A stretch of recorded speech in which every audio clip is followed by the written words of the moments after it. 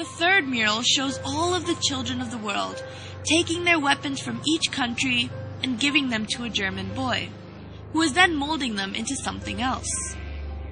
All the children of this scene are of different ethnicity, and all seem to be relieved.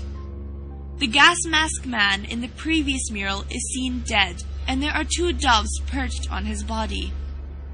The main emphasis of this mural is to show the return of peace after all the killings have taken place, and that there will be no more need for weapons in this perfect world. The final mural has a Jesus-like figure in the middle, who is holding a plant which symbolizes rebirth. All of the people are running towards this man with happy expressions. Animals are freely roaming, and everything seems to be in perfect harmony. This final mural alludes to a new Garden of Eden, where the world is perfect size, and everything could work together in peace after the genocide that has taken place. All in all, these murals, when put together, represent the formation of a new world filled with fewer people, and this is also the goal of the New World Order, which has been seen represented throughout various parts of the airport. The symbology of the airport can still be debated, but one thing that cannot be questioned is the fact that there has been a lot of mysterious construction work underneath Denver Airport. When first constructing the airport, there were originally 5 buildings, but out of the blue, the builders were ordered to bury the buildings underground because they were supposedly built wrong. Normally, a building that is built wrong would be demolished, but in this case it was not. This allowed for an underground base to be created, but there are still workers who are sent to work in these underground bases periodically. But when they are questioned about the nature of their work, they all refuse to comment. These underground bases have been going under more construction and now have underground tunnels that connect all the buildings together. According to a contractor, these tunnels have a strange sprinkler system that was added onto the roofs of the tunnel. But this sprinkler system has no valid use, as these tunnels are concrete and underground. If relating these sprinkler systems back to the sign of AUAG in front of the mural regarding genocide, then one must begin to wonder what the use of a sprinkler in a concrete tunnel 150 feet below the ground would be.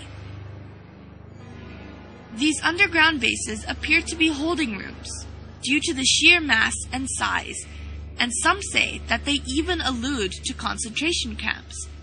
This is because, 1.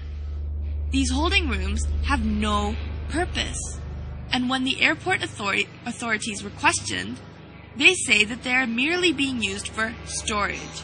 And 2, all the barbed wire fences face the inside of the airport rather than facing the outside, which is what they usually do.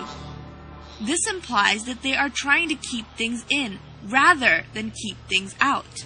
And 3, the sprinkler systems have no use, but they may be related to the deadly virus Australian antigen and the pursuits of the New World Order.